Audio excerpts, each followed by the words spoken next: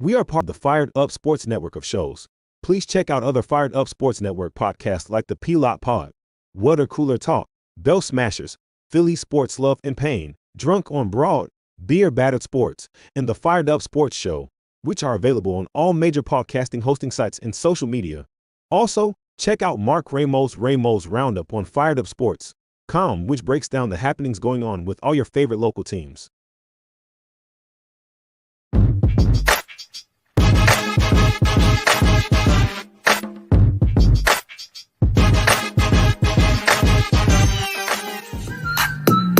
Philadelphia Eagles are Super Bowl champions. E-A-G-L-E-S Eagles! Swinging a miss, struck him out. The Philadelphia Phillies are 2008 World Champions of Baseball. Ladies and gentlemen, the Flyers are going to win the Stanley Cup. The Flyers win the Stanley Cup. For the lead. Yes! Iverson, wow, what a fake off Daniels as he broke his ankles and got all the way to the cup.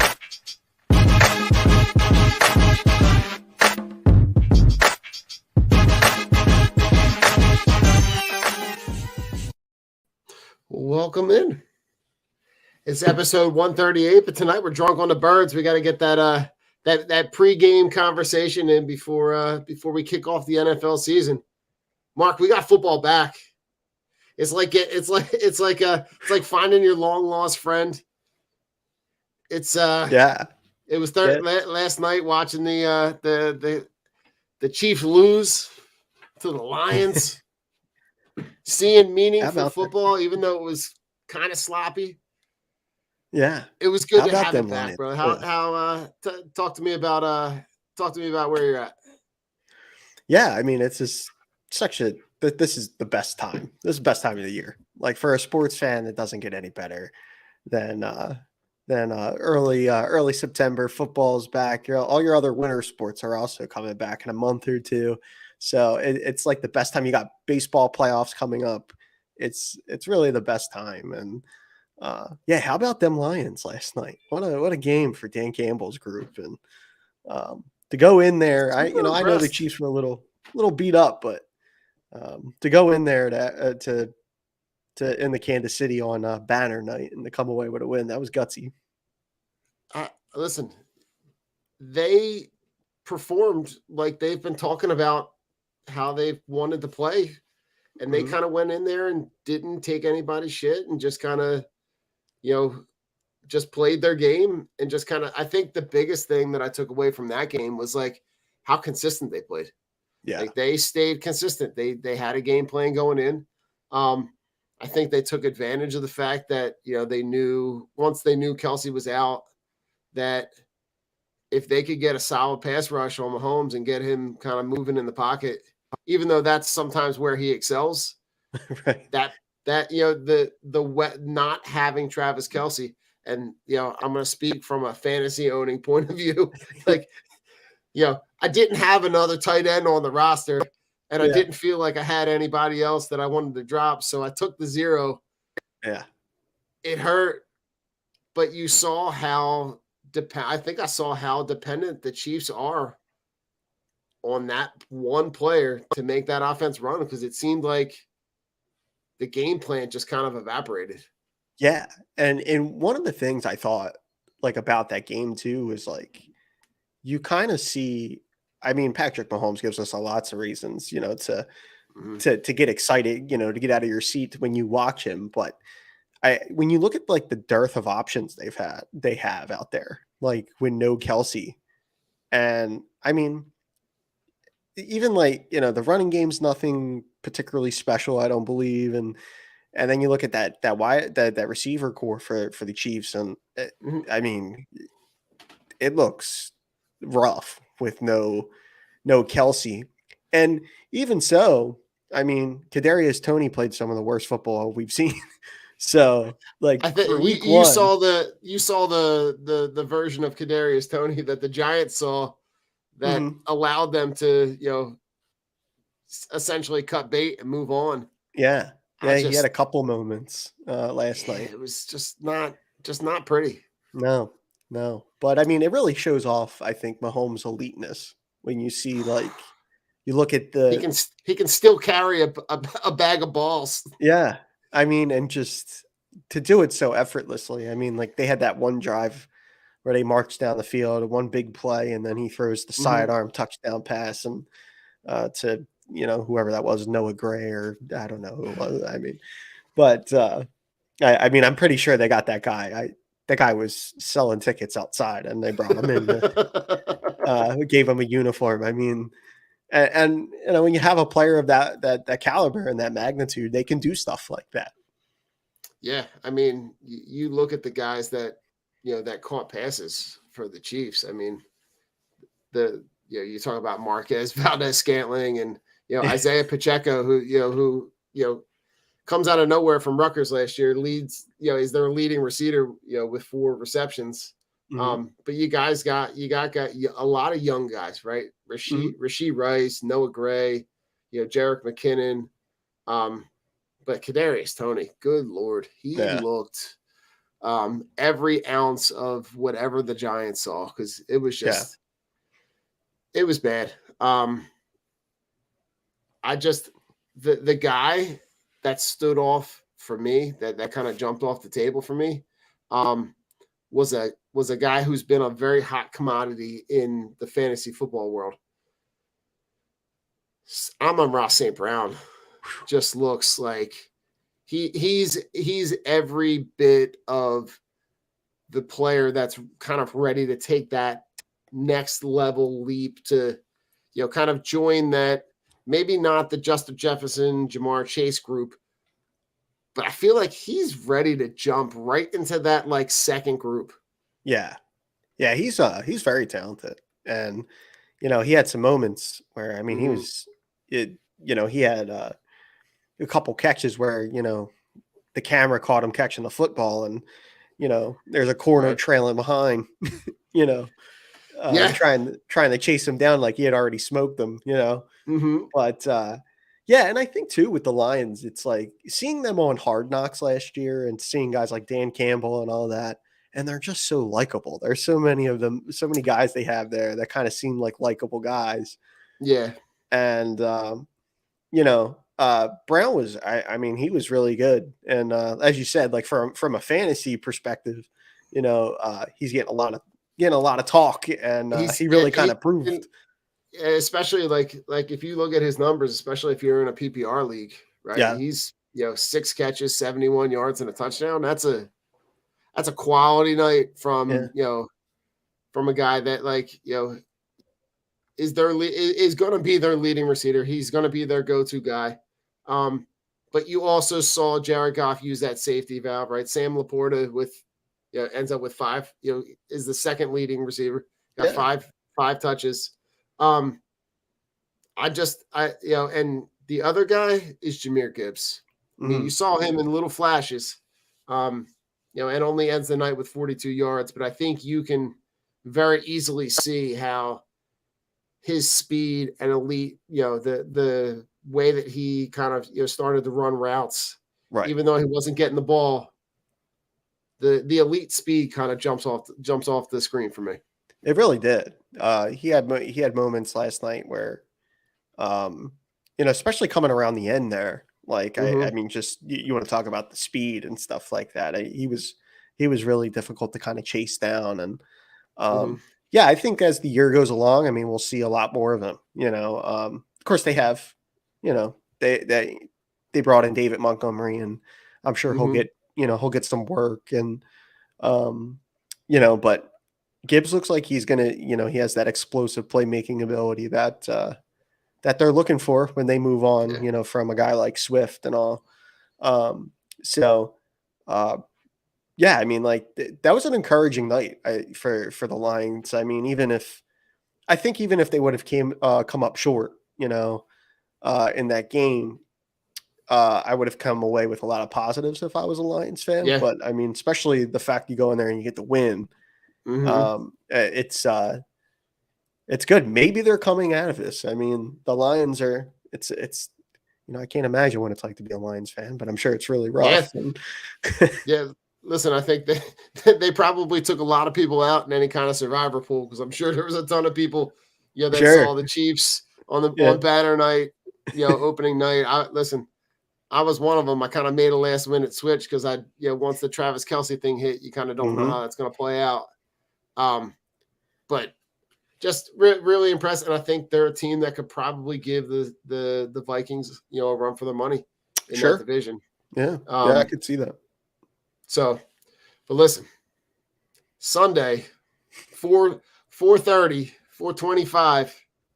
This new season is going to kick off. They're going to play. Yeah, they're going to kick off the season up in Foxborough. I really feel like the NFL missed a really good opportunity to have the Eagles Chiefs game Yeah. be the kickoff Yeah. because they're also playing the Chiefs at home. Right. To me, that was like the perfect way to flip the season, turn it around, have them go back to Arrow. They're going to Arrowhead. To me, that was like a giant lost opportunity. Great Yeah. game, right? But I just feel like that seems to me like that would make sense moving forward. Yeah. The Super Bowl matchup should be the NFL kickoff. Right. Right. That does make sense. And I think, I mean, that there's a missed opportunity there for some marquee, like a marquee matchup or something like that. Yeah. But, you know, even if they took, I mean, I understand why, why the Super Bowl, the defending Super Bowl champs play the first game. But I think I would if they went with defending champs play last on Sunday, like I did it for the 8:20 like a Sunday game. night. Yeah, Sunday Okay. night. Mostly I think because I love the Sunday night game. That's like one of my favorite games of the Okay. of this of the week every week. And but yeah, I think you're right there. Like that seems like an opportunity to do the Super Bowl rematch right out of the chute. You already have the built-in storyline from the year before. Right. So maybe next year, Yeah. maybe they'll start doing that. But Who knows? Listen, yeah. and it's going to be a busy day, right? The Phillies are going to play Sunday at 1:05, right? So get your remotes ready, right? I got the two TV set up, so the Phillies on one TV, Red Zone on the other TV. Maybe flip back and forth. I know the Steelers are playing. That's I think that's the game that this area will get at 1:00. But let's talk about the Birds. The Birds they're going to kick off their season in Foxborough. Where are you at in terms of where this season starts? The weather's supposed to be really funky. The remnants of whatever this hurricane might be blowing up the East Coast. What's your game plan going in?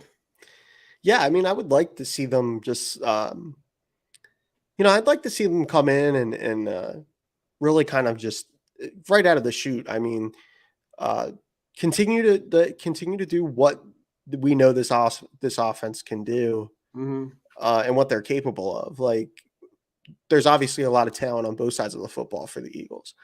Arguably the most complete team in the NFC, right?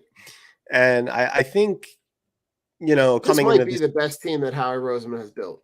yeah, Top to bottom. really, and I mean that's saying something because he's put together some really good teams. Two other teams that went to the Super Bowl. Yeah, and one came away with the title. So it was, I want to see them come in and I'm really kind of interested to see how this whole running game thing works out. Okay. I know that we've heard a lot about Kenneth Gainwell and him being like atop the depth chart. I don't know if that's more smoke and mirrors or like what that is, because I feel as though like Rashad Penny, for example, I think is a good fit for this offense. I think he's actually a better fit than DeAndre Swift, although I think Swift has probably more he's a little bit more reliable in terms of like straightaway talent. Yeah. So I look at that and I think like I wonder how that'll play out. The Eagles don't use their running backs in the passing game a whole lot. So I'm kind of interested to see how that works because if you're not using Swift in the passing game, that's his best quality is catching balls out of the backfield. It wouldn't surprise me if he ends up being a guy that maybe slides into the slot, right? If you have him and Rashad Penny on the field at the same time, a play where you maybe run him in motion out of the backfield and then he lines up in the slot. You look at their when you look at their depth chart, they didn't keep a ton of wide receivers, right? They kept 4 guys. You got AJ, Devontae, Quez, and Olamide Zacchaeus.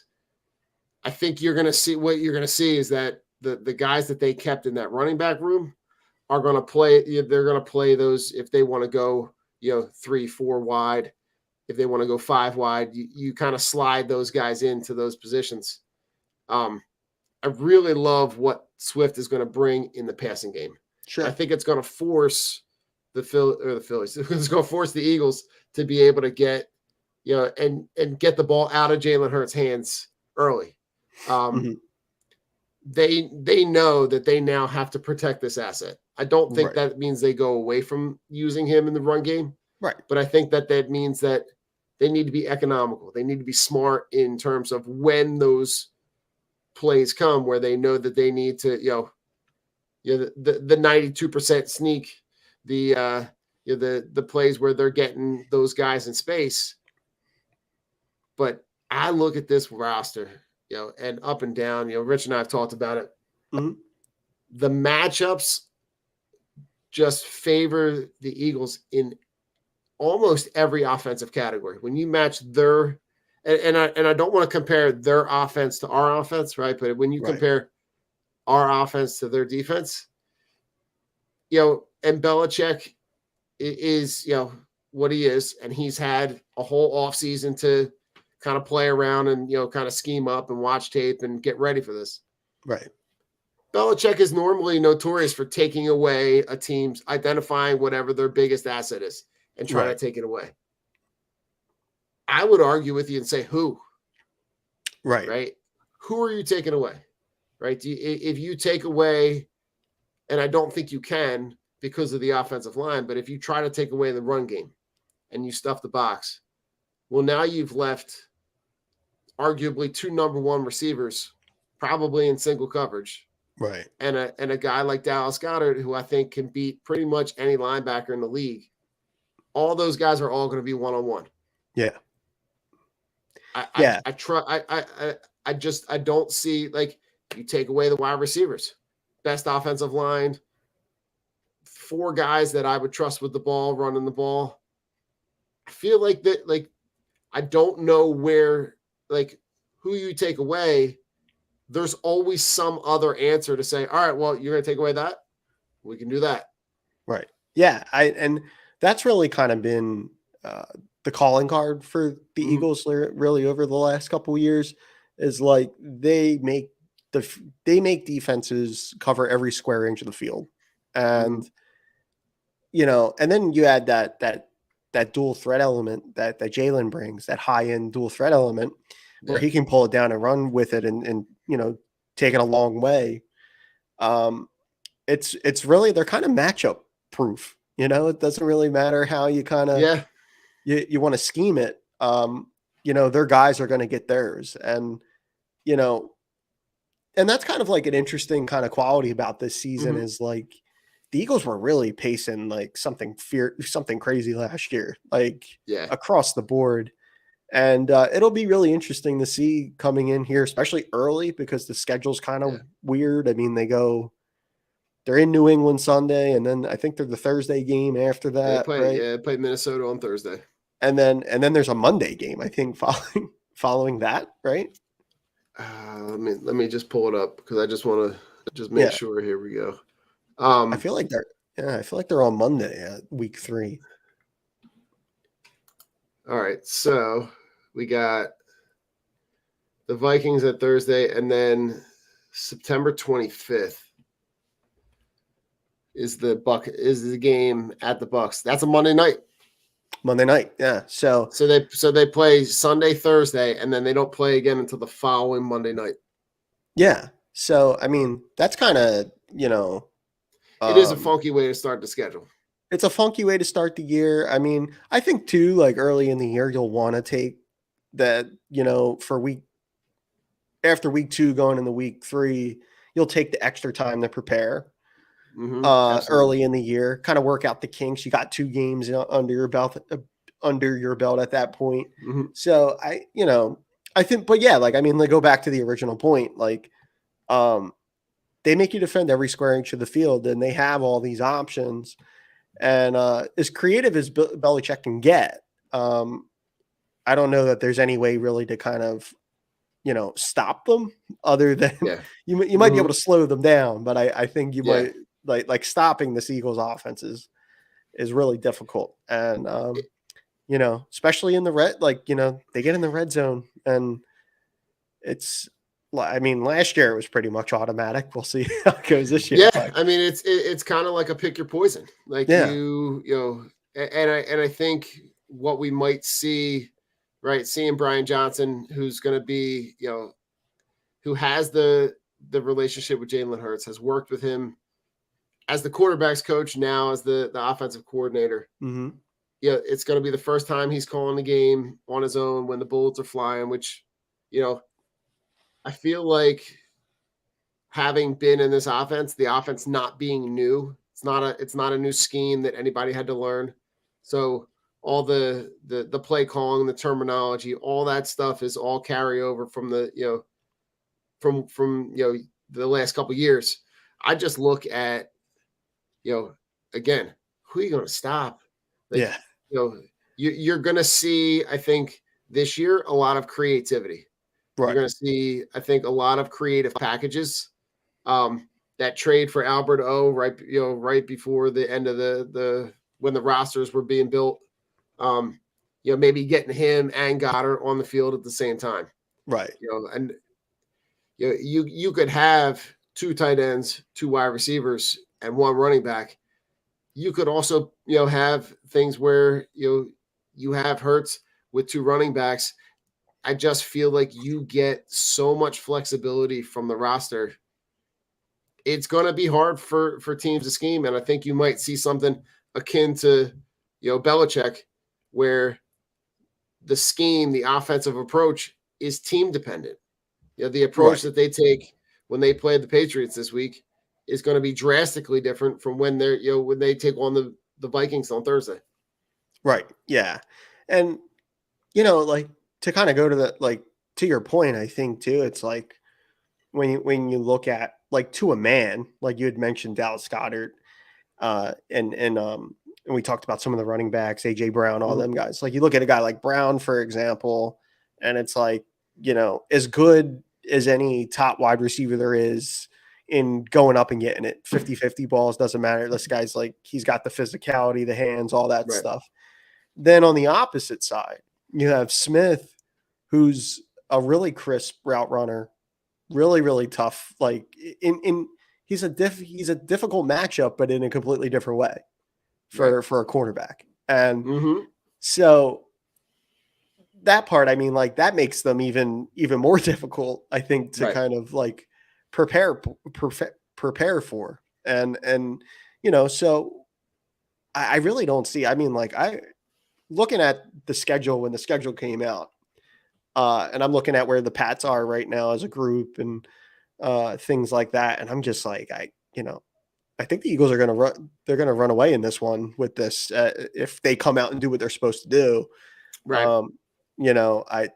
I really don't see how this is going to be, much of a, I don't want to say a tough game, because there's never really like an easy game, but no, but I mean, listen, having watched the NFL, for our entire lives, yeah, the NFL, the first couple weeks now are very different from the first couple weeks, 10, 12 years ago. sure, These games are going to look funky in those first couple weeks because these guys haven't played. right, They don't have the warm-ups, the warm-up snaps that they would have gotten 10, 15 years ago in those preseason games. yeah, You're seeing there could be some funky spots, right? But if I look at, Jonathan Jones and Christian Gonzalez, and I'm matching those guys up against AJ Smith, AJ Brown and Devontae Smith, Like, Good luck. yeah, good luck. Like, good luck. Yeah. You know, I look at their defense, right? Like, the only guy that I recognize is Judon. Yeah. There's a lot of just guys. Yeah. And I think when you match up those guys against a team that is stacked to be, either one of the top teams, if not the top team in the NFC. Yeah. I know the NFC is kind of like second tier at this point because of the elite talent that's in the AFC. Yeah. But I don't see where this offense doesn't put up a lot of points unless it's just the weather sloppy and Right. it's just a mistake happening by everybody kind of game. Yeah. I've thought about that too. Like it's a really apt point you made, Don, about we don't see these guys play in game action anymore. Like Right. the preseason's primarily now for guys to win spots on the depth chart behind the back end. starters. Yeah, Yeah. they don't. It's not really. And it's interesting. And I think Mike and Dom on the Fired Up podcast, they had talked about this, about the scrimmage games. The teams do the joint practices and stuff like that. Right. And guys are getting hurt in it. And it's because, guys like starters. There was a Washington-Baltimore joint practice, and Mark Andrews, choke slammed the guy like it was WrestleMania. Yeah. And, and I'm just like, you're like, especially a guy like Mark, it's like, really? Like he's not there to win a spot or anything, you know what I mean? It was like, so, they're still going out there. Like if it's the curb the injury thing to not have the starters out there, guys are still going out there and getting hurt in these joint practices because they're going 100 miles an hour. Yeah, and I think they kind of get tired from facing their own guys day after day after day. That like they finally see a new face in a different jersey, and they're like, "All right, I'm gonna go fuck somebody up." Yeah, they're gonna go kill this guy. Like, so I think. Listen. Ideally, I would honestly love to get rid of the preseason games completely. Yeah, and just focus on the joint practices. Right. Have 3 joint practices, make them all open to the public, and let these guys really get the work that they need. Because to be honest, I really don't need to see 3 games of guys to fill out the back 9 spots of your roster. Because let's be honest, most teams, they have 30 to 40 dudes that are already locks to make the roster. Right. So you're playing 3 full games to pick 9 guys. Yeah. Yeah. And then, on top I feel like of you would be better prepared. Right. Going into the season. And then on top of that, the quality of them are awful. Like the games are just brutal. And but I think we're so starved for football. I watched all of them. All the preseason you watch games. them and then you turn around, you're like, what did I just why did I just do that? Yeah, it was just like, what a waste of time. But I just you're so starved for football. Like I just wanted to see guys in pads and uniforms play each other. So it was I was watching them, but that's an interesting thing. I wonder if that'll ever be something that they ever really seriously discuss, doing away with the preseason games. I would support it. If they go to 18. Yeah. If they go to 18 regular season games, I wouldn't be surprised. Right. If you go 18, I think my plan is 18 games, 2 buys, stretch the season out, play the Super Bowl on the Sunday of President's Day, so that everybody in the nation has off the next day, and it leads right into March Madness. I got a whole plan. Yeah, I just need someone up in New York to actually listen to it. Look, Don for commissioner. I think we're all tired of Roger. Let's get Don in there. I'll take that paycheck. God damn. Yeah, for sure. Holy crap. Well, listen, on defense, talk to me about it on defense, because I think as much as there is a lot of security on defense, there's a lot on offense. There's a lot of new faces on defense. Yeah. The mix is really interesting with Mm-hmm. this mixture of young, talented guys, and then you have these veteran guys that we know have been here, the Brandon Grahams of the world, all those guys. And I mean, again, like we were talking about the offense, similarly for the defense. I mean, monster season last year, like historically good, and their penchant, like guys like Hassan Reddick and and BG and these other guys, their ability to get after the quarterback is just, I would not want to be watching tape preparing for this game Right. and just being like, and then like, if you're the Pats, I mean, Mac Jones is going to be on the ground most of the day. I mean, like, let's just be honest. It's not going Yeah. to be fun for him on Sunday. And even if he's not getting sacked, I'm talking about the hurries and the pressures Just and the all hurries, those. the pressures. Yeah. And it's just like, I like what they did, as far as, having the replacements, like, and this is a testament to how good of a job Howie's done. Yeah. Having a lot of replacements for guys already like lined up, whether it was coming through the draft or, Yeah. they knew that they were going to have to backfill some of those spots, and they did it with really, really talented young players.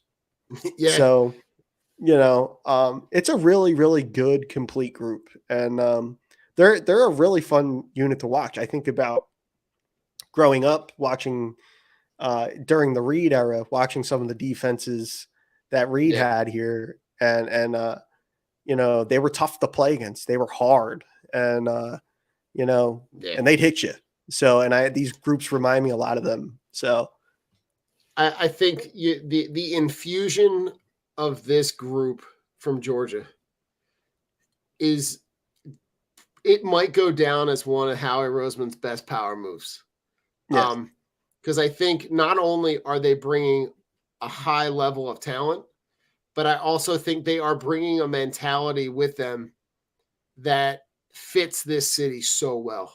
mm-hmm. Right. So you could essentially see a line that could consist in some way, shape, or form of Jordan Davis, Fletcher Cox, and Jalen Carter and Milton Yeah, Williams. Like, you could see those four guys, right? They got to stop. They got a 4th and 1. You're going to put your 4 biggest dudes up there. yeah, You're going to see, and I think the thing that people aren't talking about a whole lot is like the guys that are going to get to play behind those guys. right, So all those guys are going to consume blocks, which is going to allow Nakobe Dean and Hassan Reddick and Nolan Smith and Zach Cunningham. Those guys are going to run free to be able to get to the quarterback right, because they're going to all those blocks are going to be consumed. So I think what you said is very apt, right? You talk about how this roster was built and how there's like all the next guys are all kind of just waiting, yeah, right? You've got a guy like Nolan Smith who's going to play behind a guy like Hassan Reddick, and they are essentially carbon copies of each other. And mm-hmm. he's going to get to play with him and learn from him and learn all those ins and outs and tricks and techniques. But he's also, can you imagine lining those two guys up on the same side? Yeah, Right? Or on opposite sides, right? Yeah. And you force them to pick a guy, yeah. right? And I guarantee if you double team one of them, the other guy is going to beat he's getting home. Yeah. I love the depth at D-line.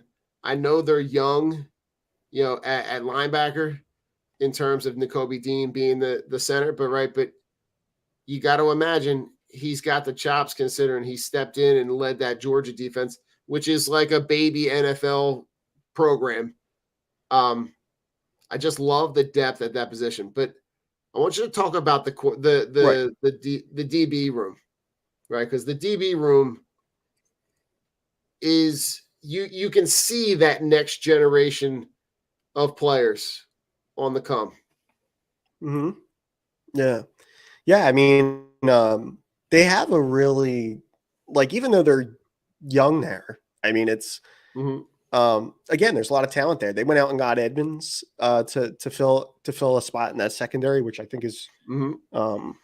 I think he was like coming for like CJ Gardner Johnson, I think was the Yeah. one of the reasons why they wanted to fill that spot. And you know, like before we talk about like the DBs, I mean, like you had mentioned the linebacker group, like the linebacker core, and you know, you look at a guy like Cunningham and even Miles Jack before he decided to not play this year, like when Howie brought Yeah. them in. I mean, you know, these are two guys that last year, I mean, both had 100 tackles. Like it's not like, and they got them Mhm. late. They got them like late in the year to add. So Right. uh, it was a good, you know, to have someone who's that much ahead of the curve that way, like how he is, um, you know, is an important. It's a big reason why they are where they are in terms of Right. like the amount of talent. But you know, um, I'm interested to see what the corners look like. They are young there, so we'll see what that looks like. But I'm okay with them being young in the secondary. That doesn't really bother Mhm. me as much. No, but I love the fact that you have right. You're going to start the year with Bradbury and Slay, but you've Right. got Avonte Maddox, who's probably going to go in a slot. You got Sidney Brown, who is Sidney Brown, probably yeah. going to push Terrell Edmonds for that safety spot. You've got Keely Ringo, right? Mhm. The Isaiah Rogers pickup, which isn't going to translate until next year, but Right. he was essentially the number one guy in Indy. Mhm. You got Josh Jobe, you got Mario. Like you have a good depth of young guys because at some point, right? You're gonna the Slay and Bradbury positions. You're gonna have to move from at some point. Sure. I'm excited about that matchup with Bradbury going up against Juju with all the Yeah. shit we talked all off season. I'm curious to see what that matchup is like. Yeah. Well, you see the you know, with Juju, they had the what was it? The report that came out about his injuries and I think his knees. I think it was there was a reference about his knees, and they were saying like, I think it was an executive or something like that. I wish if I could recall the story, but it was they were quoted as saying like, oh, you know, his knees are like one play away from exploding, like like that he's that God. banged up, and Oh God. so I mean, like that's what I think is smart. You know, your knees are one play Yeah. away from exploding. So I'm gonna trash talk all season, all off season Right. long, and then you get to play the Eagles on week one. Yeah. You're on a team not as good as the one you were on last year either. So Right. you Yeah, know but that'll like be you fun. got you got listen, Mac Jones, their offense doesn't scare me, right? No, They're a team that I'd be shocked if they weren't going to finish in last place in that division. mm, The Jets are going to be better. The Bills are what they are, and I think there's a ton of talent on Miami. mm, Right, but Ramondre Stevenson is injured, maybe not going to play. Right, so you might see a familiar face. You might see Ezekiel Elliott, but Juju Smith-Schuster on whatever he's got left in his knees, and Devontae Parker who's questionable, and Kendrick Bourne. Like none of these guys scare anybody. no, I think at the end of the day, the Eagles are going to be able to put up a ton of points, and I don't see the Patriots being able to keep up with them at all. yeah, yeah. I think at some point, like in this game, uh, you know, and it may come in the second half. You know, you get that first half. It's kind of like two boxers in the early rounds, you know, feeling each other out, and then It's the like fight it's picks like up later. 10-7. Then Yeah, you get the ball after halftime. You go score. yeah, You get a turnover. Like you get the coaches they get to come together there during halftime, kind of talk about what they saw and things like that. You kind of mm-hmm. take that opportunity to kind of make some adjustments and stuff. Unless you're Jonathan Gannon, then you don't make any adjustments at halftime. But Talk I'm about not that gonna let shit. him. I'm not letting him go. That was the snarkiest bullshit I fucking think I've heard. Yeah. I just to be like, oh yeah, it was my fault. Yep. Yeah. Like, here's my hope. I hope that when they play the Cardinals, I hope Nick Sirianni, whenever they get down near the goal line, I hope they have that fucking play in the playbook and they run it. I hope they run it like a bunch of times. I would love to see, because I feel like at that point in the season, the Cardinals season is already going to be over. Yeah. I would just love for him to be able to just stick it to him and just say, like, just to be like, oh, that it was the same play from the Super Bowl. Yeah. That's one I want. I want them to be able to take that. Yeah. I can't. I'm sorry. I can't let him off the hook. I can't. Oh God, no. Nope. I just. It took me a long time to get over that game in general. So, yeah, I'm not gonna let it go. I think he's the equivalent of Brett Brown for that franchise. Yeah. Right. He's just holding it. They hired somebody that they knew wasn't going to be good because they don't want to be good. Because they want to be crappy for a bunch of years. Yeah. So I don't know what's going to happen. Did you see? There's memes out there of them saying like, Caleb Williams is going to stay in college a couple more years, like keep his college eligibility as long as the Cardinals are tanking. I did see that from his dad. I saw his dad put that out there. Yeah. I think Caleb Williams needs to understand that whatever team he's going to, they will have been really shitty the year before. Yeah, they won't be very like Bryce Young is not going to it. Like, he's going to the Panthers, which is not a great successful franchise. So right. Like, listen, you want to avoid Arizona altogether? Great. I don't care. But if you think you're going to be like, oh, we're going to tank because maybe someone's going to pass on us and we'll be able to get to a team that's good, that's not going to happen ever. So Mark, I need a score and I need a play of the game. I'm going to say 31-14 Eagles. Okay. And I'm going to say like a 25-30 yard score maybe on a post route. Jalen Hurts to Devontae Smith for a touchdown. That's going to be my play of the game there.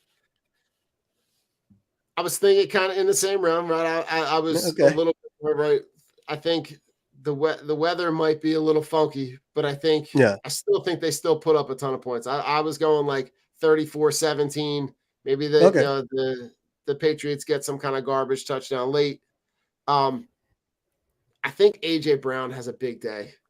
Yeah. I think he loves the idea that he and Devontae are captains.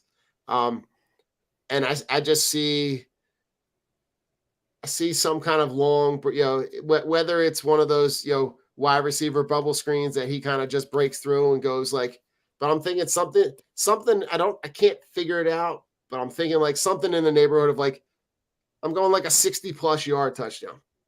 I don't know. I can't figure out how it's going to be. I don't know if it's going to be a deep pass, if it's a short pass and a run, but I feel like AJ Brown is going to have one of those, like one of those games like he had with the Steelers, like a 100+ 2 touchdown yard kind of game. So I can see that. I can definitely see that, especially if the weather's bad. Right. We're gonna take a commercial break. On the back end, we're gonna talk about some predictions about some awards in the NFL. Von C. Brewing Company is a 20-barrel, 16,000 square foot microbrewery with a 2,500 square foot tasting room, including a spacious outside beer gardens in Norristown, PA, in the heart of Montgomery County. The Von C. family is part of the family that started C. Schmidt and Son Brewing in 1860. Stop in Wednesday through Sunday and taste a variety of draft and 16-ounce cans of originally brewed beer and tell them the Drunk on Broad crew sent you. Vonsey Brewing is located at 1210 Stanbridge Street, Suite 300 in Norristown. Cheers. Team Clicks are the only glasses for real sports fans. With interchangeable arms, you can support all of your favorite teams, or even make and create custom options as well. These die-hard sports fans have realized that sports fans needed something other than face paint to show their love and passion for their teams. Go to teamclicks.com/DOB and show your love for your hometown team. La Torrent's curated collection of men's and women's watches is a perfect investment that lasts for years to come and fits perfectly with your every outfit and style. Our range of classic watches aren't just a great perfect formal and casual accessory, but a time machine that takes you back to memories. Explore our collection of timeless watches that can reflect your taste, personality, and personal style. Our exclusive collection of carefully curated, affordable luxury watches is what you need to make a personalized style statement. You can take pride in your prized possession, handing it over to the next generations as your most loved asset that they can also own and display with the same pride. These high-quality pieces stand the test of time, giving exceptional value and return on your investment. Go to la-touraine.com and use code DOB at checkout and get 10% off. If you're looking for unique sports apparel, check out Streaker Sports. They've dug deep into the archives and have brought back some incredible defunct team logos and have even created entire defunct league collections. They also have collections paying homage to sports culture, including the Miracle on Ice, Slap Shot, Caddyshack, the Mighty Ducks, and even have a license with Wiffle Ball and USA Hockey. Only for Drunk on Broad listeners, use code BROAD at checkout to get 10% off anything at streakersports.com. Again, that's 10% off anything at streakersports.com with discount code BROAD.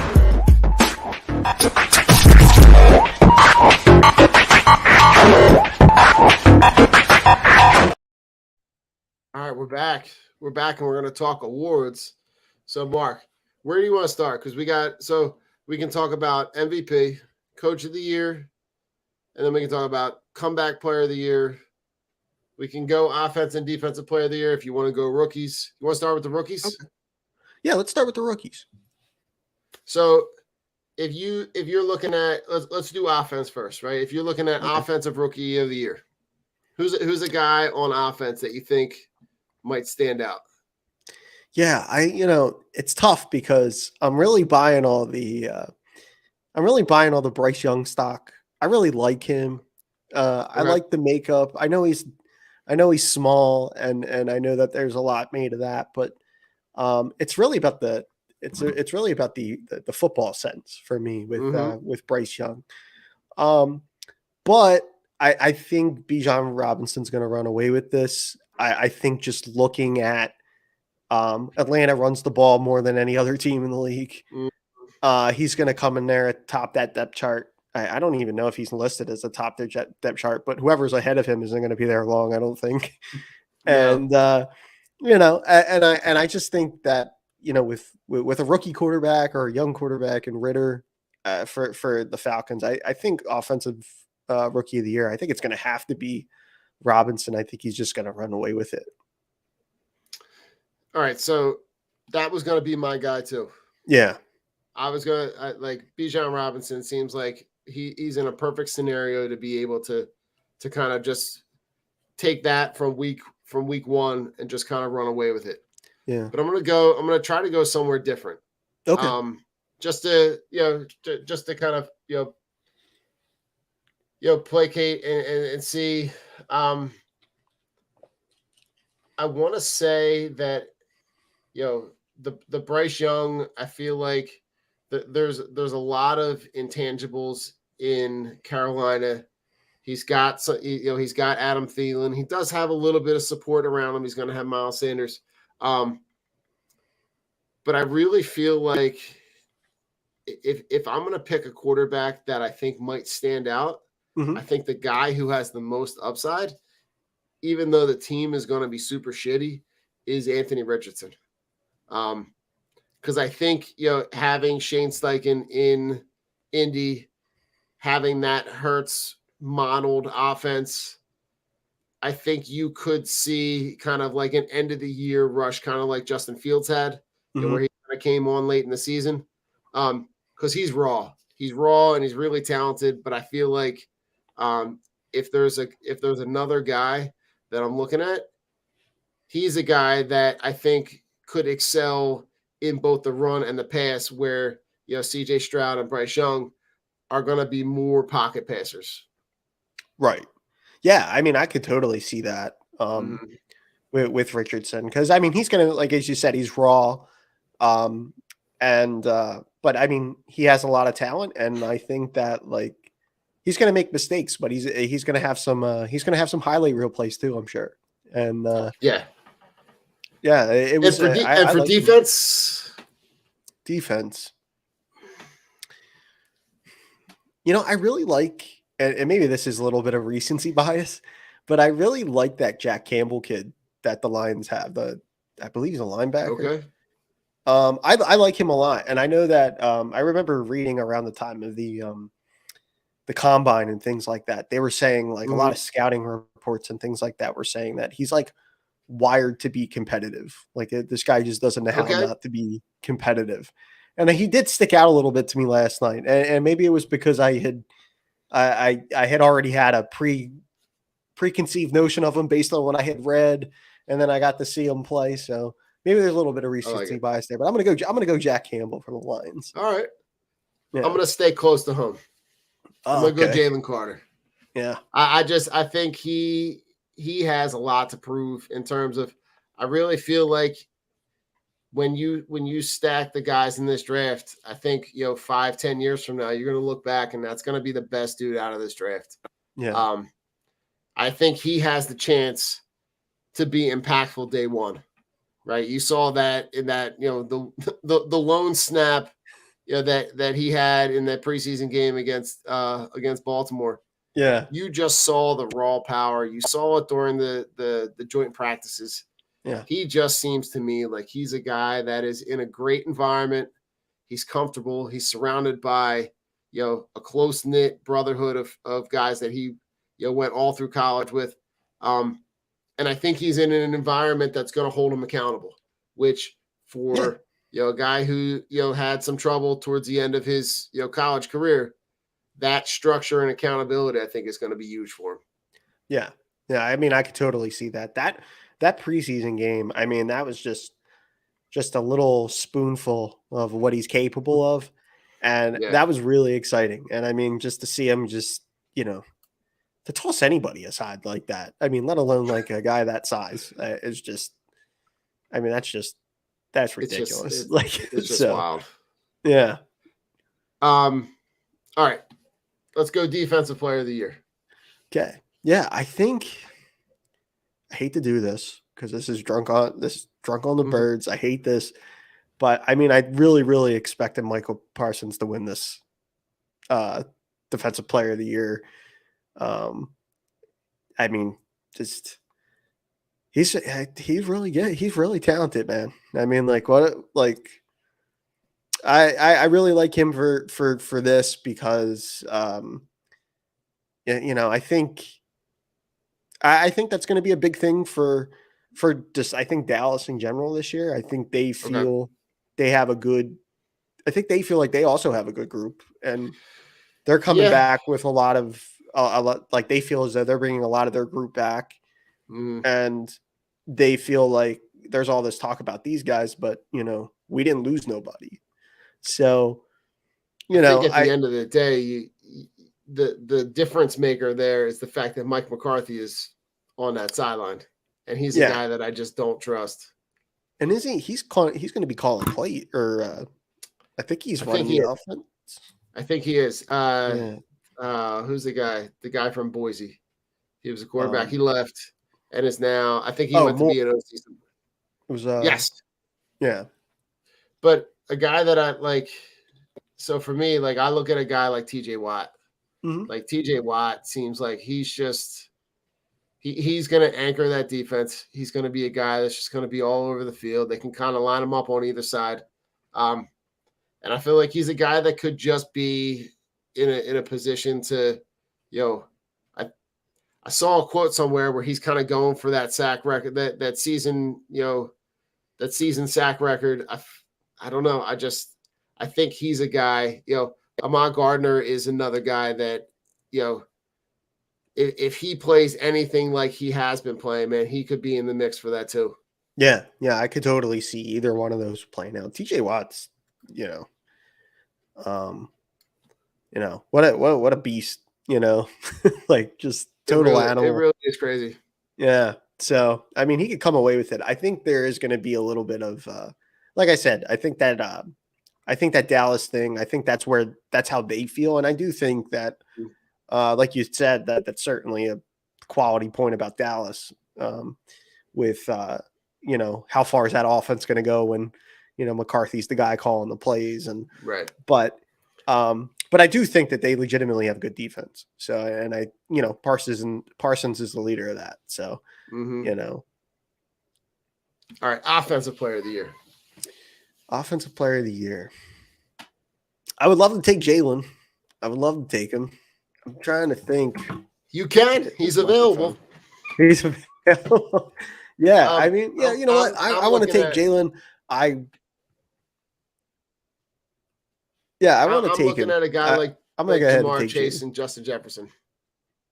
I think it's going to be one of those two guys. I think one of those guys is just poised for just a really bust out season. And I really feel like, and this will be something we'll talk about in a minute, but I feel like the Bengals could be a team that we could run into at the end of the year. Yeah. And Jamar Chase might be the reason why they're there.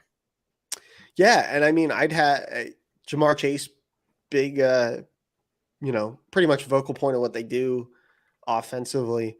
But also, I mean, like Joe Burrow just got that new contract and, Joe is still, quality. Like, I think seeing them in the Super Bowl a couple of years ago was, it had kind of been like, it had felt like there was like, there was this ushering in of a new era in not just with the Bengals, but just like with that city and that franchise and things like that. And I think Joe being the such a, outward personality that he is and things like that, I think that all helps it. But I could totally see that, and it's hard to bet against Jamar Chase or Justin Jefferson for that. But listen, especially when $55 million a year Joe Burrow is throwing him the ball. Yeah, for sure. Just wild. Yeah. All right. Comeback player of the year. Yeah, I think there's just there's a lot to pick from. Yeah.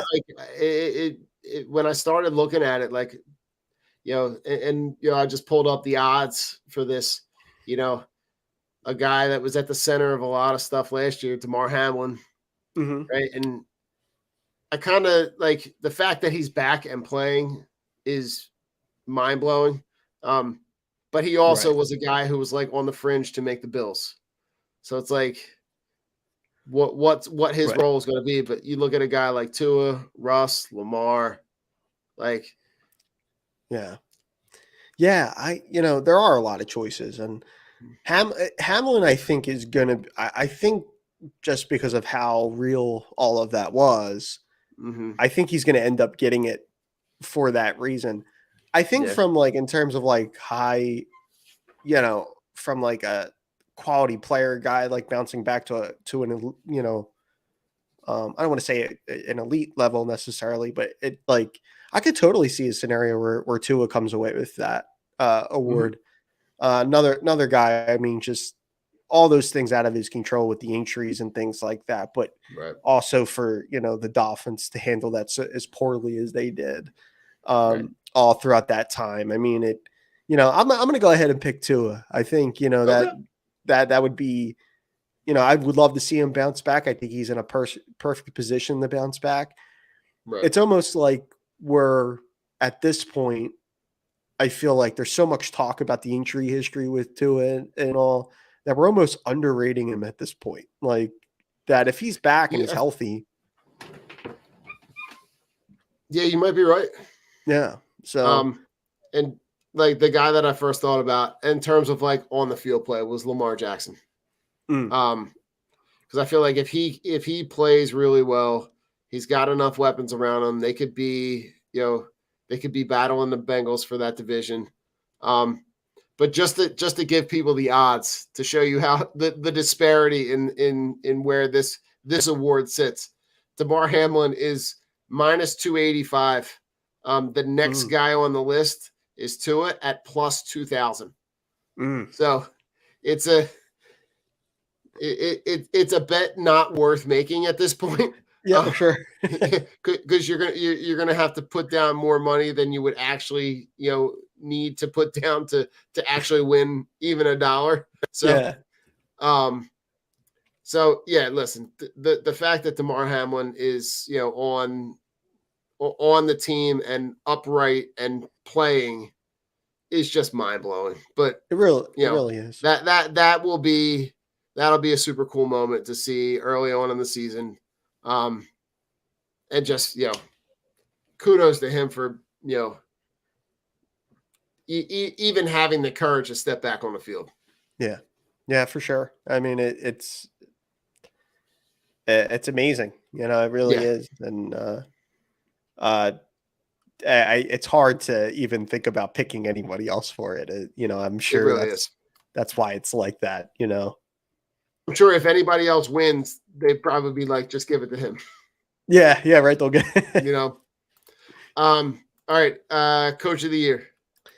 Coach of the year. I think it's gonna sound like recency bias. I'm gonna go with Dan Campbell, especially if this Lions team really kind of takes a giant step forward here, like has been projected.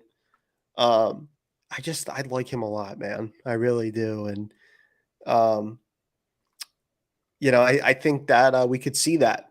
We could see that this season with the Lions. They take a giant step forward, and I think it would be hard to not pick him for Coach of the Year if that happens. I'm looking at some of the moves in the offseason.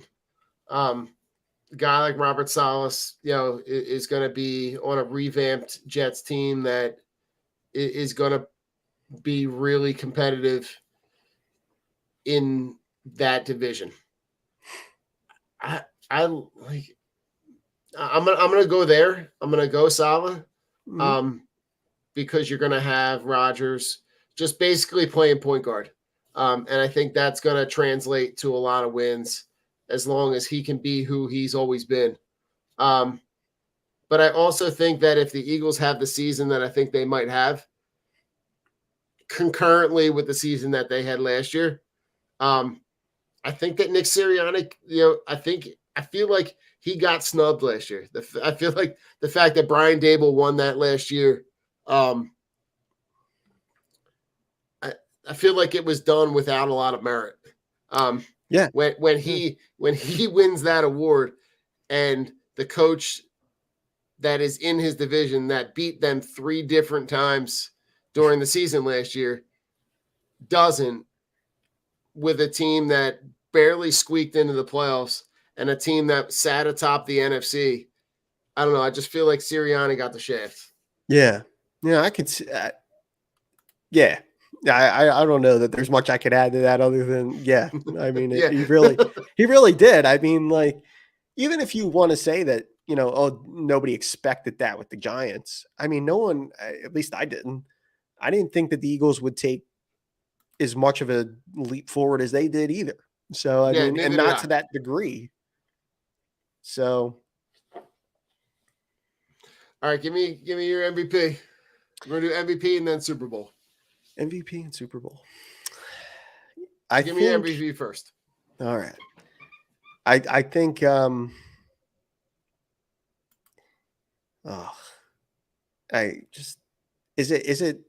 is it cheating to say Mahomes again? I mean, I feel like I'm cheating. I mean, he's got the third best odds. He, Joe Burrow, and Josh Allen are all at plus 700 for this award. Yeah. I just think, especially too, even with Kelsey back, as we saw, like, I mean, we'll see how long this goes with the Kelsey thing, but with the sprain, sprains can be weird and they can linger.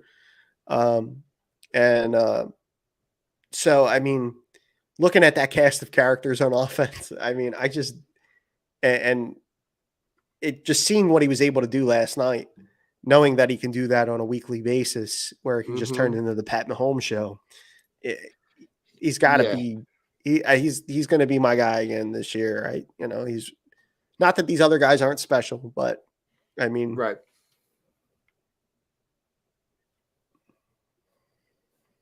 Yeah, no. So I'm looking at like pretty much when I look at this, and this shows you the trend of this award. The first like 25 guys are all quarterbacks. Yeah.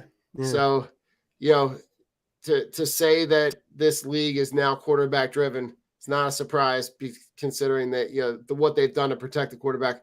I really feel like it's going to come down to one of two guys. I feel like it's going to come down to Jalen Hurts and Joe Burrow. And I'm going to take that right in that's my Super Bowl pick. I'm looking at the Eagles and the Bengals. And I really feel like this team is determined to right the wrong of where they were last year and where they went and where it fell down. And I really feel like the Birds and I know, I know this is drunk on the Birds, but I really feel like this team is poised to kind of take charge of this division and really kind of right the wrongs of last year. Yeah. Yeah. I mean, it's hard, like, cause we're close to it, right? Like it's really hard to, to see and like just the, when you thought like we talked about, like Hurts coming down to be the MVP, you talk about like the emotional, like kind of maturity that he shows on a weekly basis and things like that. And it just feels like it's hard not to want to put your trust in a guy like that. He kind of takes it in a way that like where you just want to give him all that trust. You know what I mean? You want to put your stock in him because he seems so likable that way and capable of carrying it. And it's tough here. And he seems to handle it all with such like grace and things like that. So it's really hard to go like to not go with him there. Or the Eagles Bengals Super Bowl. I mean, it's certainly something that I could see end up happening. Like, yeah. So, I think I'm going to go for my Super Bowl. I think I'm going to go 49ers Dolphins for the Super Bowl. For the same reasons we were talking about just now with the Eagles and kind of trying to bring that, trying to get back there. I think the Niners are really kind of a lot of what happened last year's bulletin board material for them. I think they're really kind of. Like Brock Purdy can be that guy though. I don't know if it's so much Purdy. I think it's more the defense. Like, that defense. They're adding Hargrave this year. I think it's more about the defense for me than it is Purdy. I think he might be able to game manage well enough that offensively they'll be able to handle that. And then as far as like the Dolphins go, I mean, like I think they have a lot of. I mean, we were talking about all the weapons the Eagles have. I think their offense is pretty lethal too. Yeah. I mean, listen, all you got to do is essentially keep Tua upright. Got to keep Tua upright. Yeah. And that might be easier said than done, but yeah, you ain't lying. Yeah. Yeah. So that's going to be my pick. I know that's the Niners are really, I got them circled on this calendar. I'm tired of all the talk coming out of San Fran, but I can appreciate it. I could totally see a scenario where they get there and it's hard to go back. Yeah. I would agree, but to me, when I look at that position and how important that position is, like the fact that they are putting all their trust in him after only seeing him play for 5 games, they must be seeing something that the world isn't. I just don't, he wasn't as good as he was. He was not lighting the world on fire. He was just, again, point guard, just distributing. Yeah. But when the bullets started flying, they listen, the 49ers did not do a great job of protecting him. They kind of No. left him wide open, and they opened that door for themselves. But I just look at this and just go, I can't. Yeah. When I look at that defense matching up against him, I say in that case, in that matchup, I just say advantage Birds. Yeah. But listen, we will see. But Mark, give me a final thought on our way out the door. Final thoughts, man. I'm ready for football. I'm ready now. Here's the thing with I'm having family and friends over for the Birds game on Sunday. Okay. I have gotten hit here. I'm sure they're listening. My cousin and my buddy have given me a little bit of a hard time. I do not have red zone at my house. Oh. So yeah. So what we're doing is like one of them are going to log into their account so we could have red zone. But I got a little bit of I got some trouble. My cousin Danny was giving me some trouble about the red zone thing, and I like watching the games though. I think like I'm more of a Mark, sit down. You're a story guy. Yeah, you got to watch it from beginning to end. I get that. I gotta see the narratives kind of come through. Like what's that's why I kind of got swept up in the game last night. Or last night with the Lions and the Chiefs was like watching that all kind of come together for Detroit. Right. It was like there's a great story there in the middle of all that, right? Mm-hmm. With the city of Detroit and the Lions having all that trouble all over the years and stuff. So, right. So yeah, I like watching the full games, but yeah, I mean, I'm getting it from the boys about the not having red zone thing. So I'll have to listen. I will tell you, as someone like I graduated to that, right? I'm a sit down and watch. So what I'll normally do is like, so we just got the den. The den just got redone. So we got 2 TVs side by side. Okay. So the red zone is on one, but it's on mute. And then I'll normally have a full game. Normally it's like the Eagles game on one TV or like whatever the other game is. Yeah. But it's nice to just have from, just a whole league perspective, from a fantasy perspective. But like you said, Mark, it is just great to have football back. It's like getting back an old friend. And it's just good to have that, that comfort of the weekend go, the like you were talking about at the very, very beginning, the confluence of football and college football.